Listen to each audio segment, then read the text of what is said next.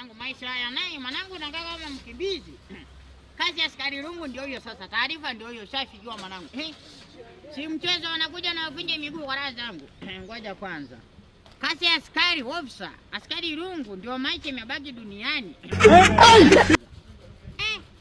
Umeona hiyo? Umeona hiyo? Kazi ya kubebana na mzigo kama mkimbizi. Masikini Mungu nabebana kama mkimbizi.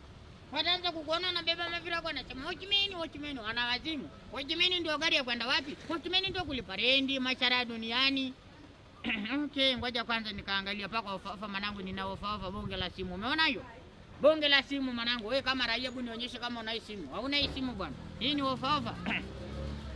Ngoja kwanza. Maisha kama mkimbizi.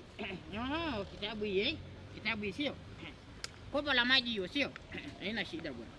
Kopo la maji hiyo unakaa kama mkimbizi. Unakaa kama mkimbizi katulia hapo bwana. Unawazimu. Ngoja kwanza nikaangalie. Hii nikaongea sana kama shirani. Hii ni kwa funja miguu. Ukija kuniibia mimi nakufunja miguu kwa raha zangu. Unaenda kama mkimbizi. Unakaa kama mkimbizi. Kwa raha zangu. Umeona hiyo? Nimeng'ara niko smart niko ganga mari. Ngoja kwanza. Naweka ofa mkono. Niko smart Niko smart sio?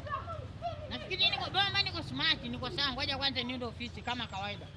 Ofisi ni mahali unatafuta unga. Ofisi ni mahali unatafuta kaunga, sawa Ofisi ni mahali unatafuta kaunga ufungue milangoni kama wewe ni maid no problem. Kama unasimama kwenye mistari no problem kwa raha zako, sawa Hiyo ndio ofisi.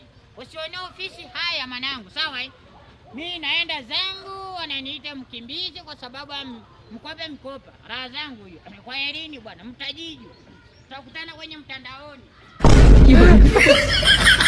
Chai.